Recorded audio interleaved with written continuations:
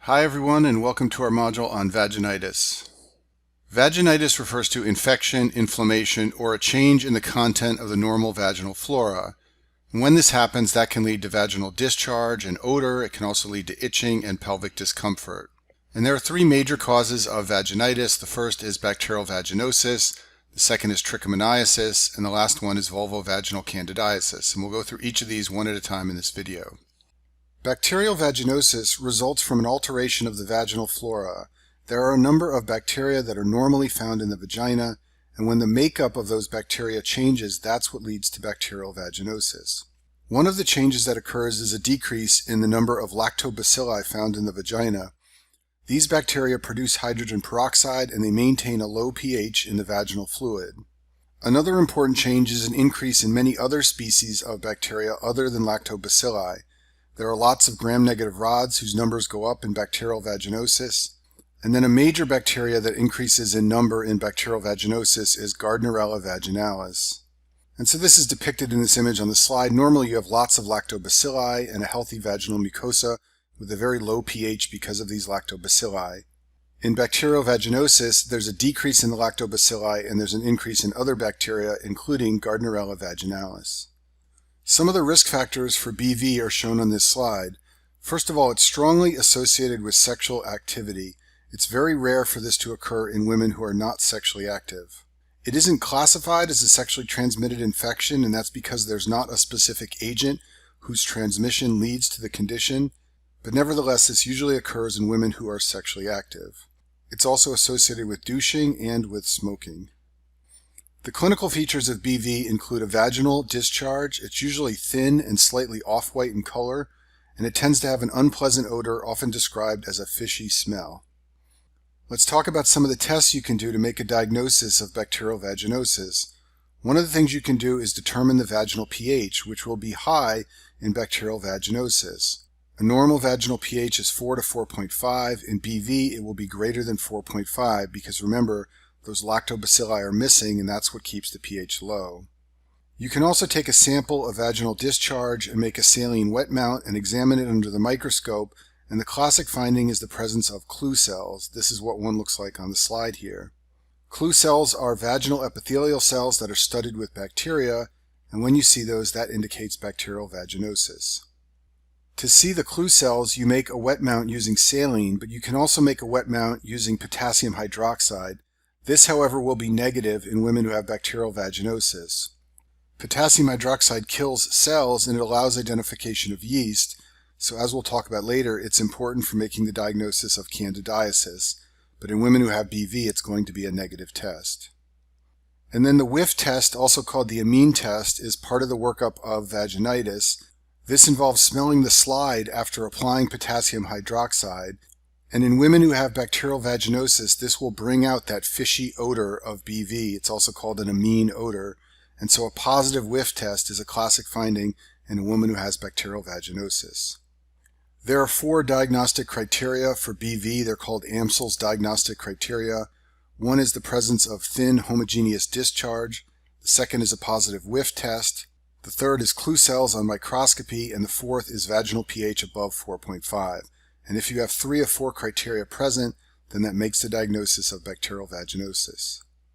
The treatment for bacterial vaginosis is usually with metronidazole, although you can use clindamycin as an alternative. And the idea here is that either of these antibiotics will knock down the overgrowth of bacteria and allow the normal lactobacilli to repopulate the vaginal flora. There are oral and topical alternatives. One of the most popular ways to treat this condition is with topical metronidazole gel. It's very effective and it has the least side effects. Okay, moving on. Next, let's talk about Trichomonas vaginalis. So Trichomonas vaginalis is a protozoa and it causes infection of the urogenital tract. It can infect both men and women, but when men are infected, they're usually asymptomatic. Women with Trichomonas can develop vaginitis symptoms. We'll talk more about this in a minute. They can also develop symptoms of urethritis because the urethra and the urinary tract can be infected. So in addition to the discharge and the itching of vaginitis, women with Trichomonas infection can also have symptoms like dysuria and frequency. And Trichomonas is considered a sexually transmitted infection. The initial infection is always from sexual transmission. You can make the diagnosis of trichomonas by examining a sample of vaginal discharge on a saline wet mount. The classic finding is the presence of motile trichomonads. This is a picture of what they look like on the slide here. These are identified in 60 to 70% of cases. So we talked earlier about how a saline wet mount will identify clue cells in bacterial vaginosis, and trichomonas, it will identify motile trichomonads. The vaginal pH is elevated in trichomonas infection just like it is in bacterial vaginosis, and the potassium hydroxide wet mount test is going to be negative. We'll talk about this in a minute, but this test is only positive in cases of Candida fungal infection. You can send a sample of the vaginal discharge for nucleic acid amplification testing. This will detect Trichomonas vaginalis RNA. And then if you perform the whiff test like we described earlier, it's occasionally positive in Trichomonas. Classically, the whiff test is positive in bacterial vaginosis, but it can also sometimes be positive in cases of Trichomonas infection. The treatment of Trichomonas is usually with metronidazole, or sometimes a related drug is used called tinidazole.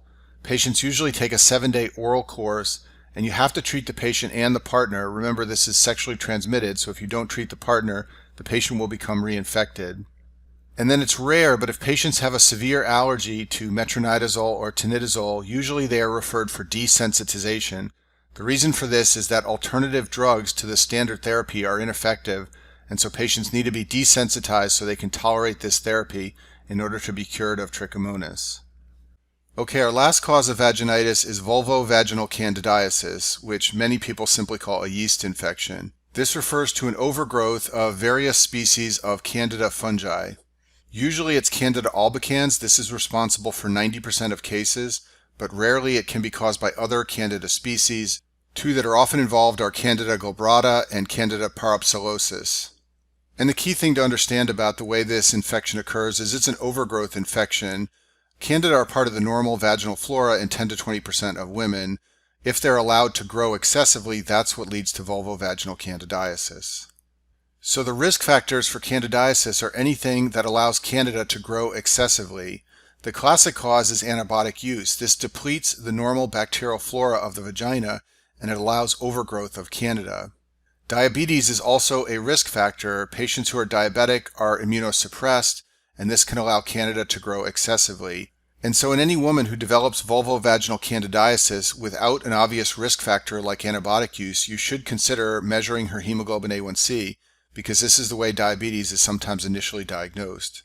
And then besides diabetes, any cause of immunosuppression can lead to overgrowth of Candida and vulvovaginal candidiasis.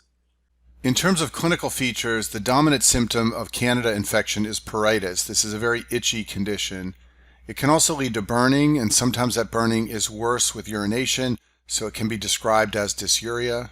In many cases, the discharge can be minimal or absent, but classically candidiasis causes a white, thick, and clumpy discharge. It can be described as curd-like or cottage cheese-like. When you do an exam, you'll see erythema of the vulva and the vaginal mucosa. And then lastly, you always want to remember about candidiasis that it causes minimal odor.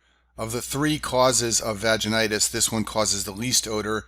You won't see a positive whiff test or anything like that in a woman who has candidiasis. In terms of diagnosis, the vaginal pH is normal, 4 to 4.5, in women with candidiasis infection, and this is a very important finding because in the other forms of vaginitis, the pH will be elevated. The key test for diagnosis of candidiasis is a potassium hydroxide wet mount. So Candida are budding yeast, so they form pseudohyphae and hyphae, and so if you place them on a slide and you add potassium hydroxide, which destroys cells, what you will see are the presence of hyphae and pseudohyphae, and that's what you can see here, these branching structures on a potassium hydroxide wet mount. Those are pseudohyphae. You can send a sample of vaginal discharge for a culture to identify Candida, but this is not routinely used. The only time this is done is if there's diagnostic uncertainty or in women who have persistent or recurrent symptoms despite treatment. So that's a nice segue into the treatment of candidiasis. For uncomplicated infections, these can be treated with a single dose of oral fluconazole. To be considered an uncomplicated infection, women have to have 3 or less episodes per year, their symptoms have to be mild to moderate, and they must be immunocompetent and non-pregnant. For women who have complicated infections, they are treated with longer duration of therapy or with different regimens. And then besides oral fluconazole, if women don't want to take an oral drug, there are also topical azoles which can be used. And there are some women who develop multiple infections with Candida per year, and in these cases, sometimes long-term suppressive therapy is used. Let me briefly mention Candida glabrata, which is one of the uncommon species of Candida that can cause candidiasis. This is a rare cause of symptomatic infection, and it's sometimes identified by culture in complex cases. So if a woman has recurrent candidiasis and she's not responding to treatment with azoles, then a culture will be sent, and sometimes that culture will identify Candida glabrata. In these cases, the treatment is with intravaginal boric acid. It's high yield to know this for your boards. Candida glabrata responds poorly to azoles, so you can't use the standard therapy. Instead, what is used is intravaginal boric acid. And so I'll finish with this table from the White Coat Companion showing the 3 different causes of vaginitis. Key things you want to remember are, first of all, the pH of vaginal discharge. It is elevated in BV and in trichomoniasis. The only condition in which it's normal is candidiasis. And then the wet mount is really key if the pH is elevated, because that will distinguish between BV and trichomonas. In bacterial vaginosis, you will see clue cells. In trichomoniasis, you will see motile trichomonads. And that concludes our module on vaginitis.